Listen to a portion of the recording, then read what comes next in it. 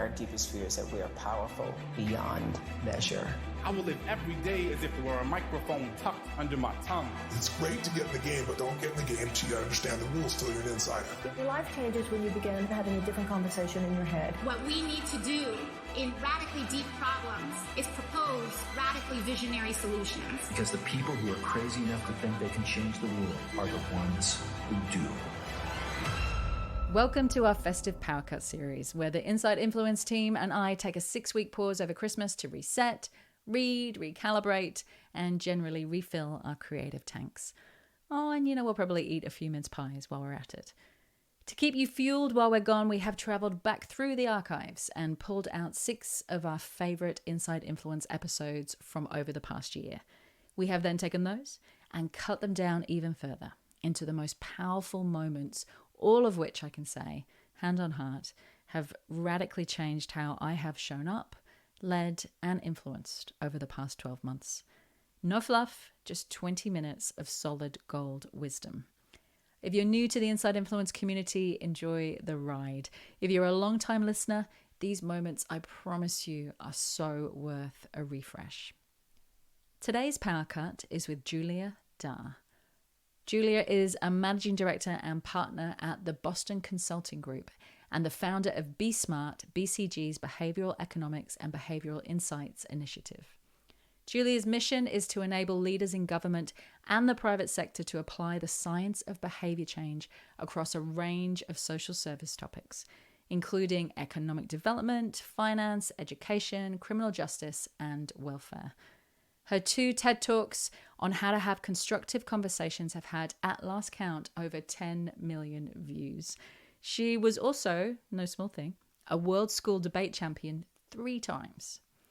So it's safe to say that she knows a fair amount about crafting a successful argument.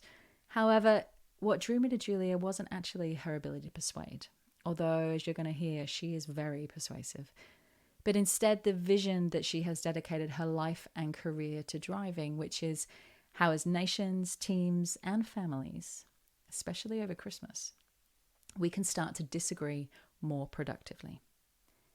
In this part of our conversation, you're going to hear us discussing why finding a shared reality is critical to disagreeing more productively. Essentially, talking about the facts that we agree on first before moving into what we disagree on. Respectful listening. What does it look like and what are the rules? Including, rather than saying, I hear you, we need to start learning how to say, I am listening. Plus, how to deal with power imbalances, including how to interrupt people clearly but with respect. If you enjoy this POWERCUT episode and want to hear my full conversation with Julia, check out episode 140, I think, on either my website, juliamasters.com, or any of your usual podcast hangouts. But for now, sit back, relax, and enjoy the POWERCUT of my conversation with the incredible Julia Dhar.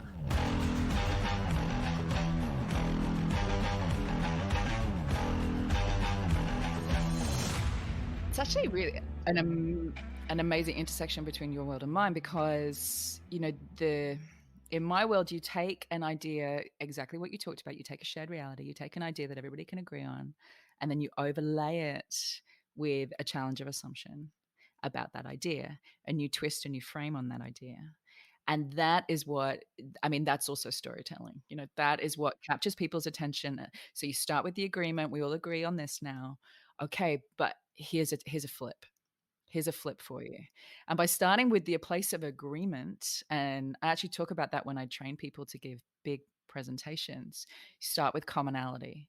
Start with a question or something that's going to get everybody in the room, everybody on the same page, and then you can drive the conversation forward from there. Get us to agree that we need to be here and that we have things in common, which is very similar again. Let's dive into that shared reality piece. Why is starting with a shared reality so important? There is a tendency in the human brain for people to say, if I if there is someone that I disagree with about something, then we're like facing off on opposite sides of something, right? The street, table, whatever else. And what I'm hoping to do, I think the idea of negotiation is that eventually we meet in the middle. Obviously, not what we like secretly are saying is like, you're going to come, you're going to recognize how wrong you are, you'll like say how wrong you are and apologize for that and like come across the streets over to my like, this is everyone's secret dream. It's not realistic. It's not a realistic goal. It's also not a helpful goal in terms of like, respecting where that person might be at. So, if instead we can say, like, what do we agree is true? Do we have respect for facts, and what can we agree are facts in this situation? You've sort of moved the orientation from saying, let us face off against each other to let us face towards the problem. Like we are, let us sit side by side. I'm not saying that we're in agreement. I'm not saying we see the world the same way, but can we at least agree to face the problem rather than facing each other? And that says, firstly, it's no longer about you or me. It is about whatever we are trying to solve. And it gives you a little bit, of, I guess, productive detachment from your own identity around it. I think it can be for people who we are in really long relationships with, right? Think about like family members who like every holiday, like we're going to go through this like one more time. I just can't do this again. It can be really helpful to remember there's a person here. There's a person here who has their own set of needs, preferences, hopes, dreams, desires. And if we can talk about like what are the dreams that we share, what are the hopes that we share, then maybe you can start to make a little bit more progress. I think sometimes, and I think it's really understandable that people say there are people who have views and express views that are wildly objectionable to me, that in many cases are hateful and offensive. And if I were to do what you are suggesting, um, you're giving dignity to those views. You're allowing the acceptability of those views alongside one another, and that's not, I think, the goal of what you're trying to do here. It's not that all views are equally worthy of a hearing. It's not that there are facts and there are opinions, and those two things are not the same thing. They're not equally worthy in how we make decisions. But just because you have said to someone whose views that you might find in general wildly objectionable, are there places where we have agreement? It's not an obligation to accept everything else that that person believes. But it gives you a foundation, right? Even if it's a foundation to say, this is where we come together, and at this point we diverge, and that's okay. Let's pass me some bread. But in these points we come together enough to be able to share a meal, enough to be able to coexist in a family, enough to be able to, we share these common things, and here we come apart, but we share these things to discuss. I find to discuss shared caring really powerful. When my husband and I are disagreeing about a strategy for the kids or a plan for the kids, or to discuss shared caring, like we both care deeply about our daughter's ability to be able to thrive. Let's start there. And to express that first, just, I don't know, emotionally brings you both together on the same side, and then the rest is just tactic after that point. um I also want to just touch on respectful listening, because I feel like, and maybe it's because I've been watching the debates recently, I feel like we've lost a commonly agreed upon definition of what that looks like or should look like. Um, so I'm going to ask you, what does respectful listening look like? If you were to think about how you might structure a conversation or a meeting that has norms of respectful listening, what would you say? I think you would say one person speaks at a time. We listen to people with the same intensity, regardless of their level of seniority.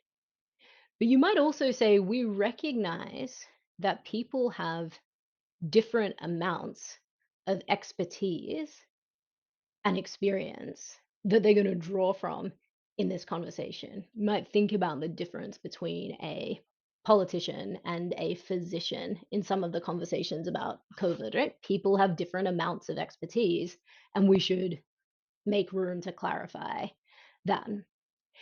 And then I think respectful listening is also being able to say to people, here is what here's what I understood you to have said. Not let me play back to you what you said, but here's what I understood you said. And if that is not what you're intending to say, like the fault is on my side for not having properly assimilated what you were, like the messages that you were sharing.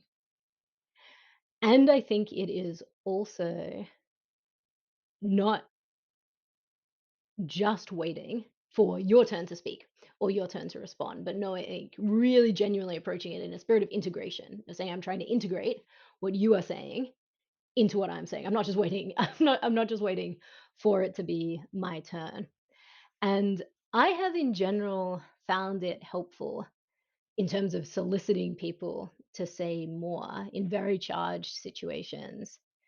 And people often say, I hear you.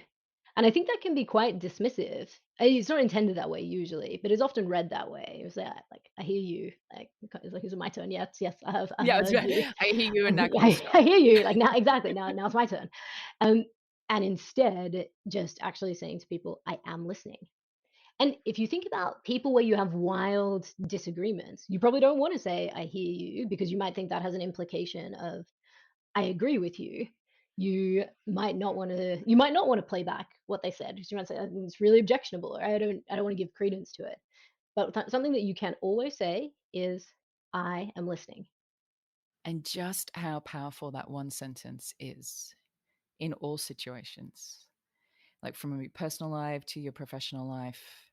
I'd never thought about the distinction from, I hear you to I am listening. Just, I want you to know that I am listening. And a completely wild segue, but when I was giving birth to my son, there was a lot of things that were going on medically at the time. There was a lot of people in the room. There's a lot of like machines and noise. And, in the midst of all of that, there is me just very focused on what I have to do and trying to communicate, in between like half breaths, in between contractions. And I remember a midwife just crouching near my head, because I couldn't even lift my head, crouching near my head and saying the words, I am listening to you. I am listening. And just how powerful that was for me in that moment, for someone to say those words, because, you can feel like you're just drowned out by, and not just in that situation, but in lots of situations, Right. you're just drowned out by the amount of stimulus and sound and opinions going on. And that's such a powerful demonstration of very quiet leadership from her as well, right? Because it's not as though there was no offer. There was no I'm going to make all of these people shut up. There was no there's no plan that here are the specific things that I'm going to do. And you can think about a situation that might be very charged. There might be a lot of disagreement. People might want you to do something that you're not able or willing to do in that moment. You're just saying, I am listening. That is what we can always offer someone else. The dignity of someone's voice, to give them the Yeah. dignity of their voice. Which leads me kind of to my next question, which is around power and balance. I was talking to a lawyer recently, and we were talking about using her voice more. And she was saying sometimes she was like, there's just no room. Like I don't want to interrupt people who are more senior than me. Because they are like full on in cadence, like, in a rhythm, like full steam ahead. She's like, I have an opinion, but there's like, how do you interrupt somebody respectfully if, you're just getting no airplay at all for your opinion or expertise? I mean, I gave her I gave her some advice, but I would rather she ask you. So I ask on her behalf. I'm super curious to hear what you said, but there are a few things. The first, and it's so important to call out that if you are the person in that situation with more agency, more power, you have to constantly remind yourself there are some people who get interrupted more than others. In general, in most situations, those people are women, they're people of color, they're younger people or people in the organization with less formal authority. And so even if you say to yourself, like, I wouldn't do it, I'm a very kind person, you probably do it. And just remind yourself that you do it. For those people, the second thing that's going to be really tempting for you to do is to say to those people, "Oh, just like stop me when I do it. Call me out on it. Stop me when I do it. Ju- Because or, everybody ju- or, loves ju- that. or just keep talking." Exactly, exactly. And that's not a reasonable, it's actually not even a very respectful request to make of people, because often those are people who work for you. It's not something that's practical to do in the moment. And after the fact, if you call people out on it, that's a brave thing to do for any of you who have done that.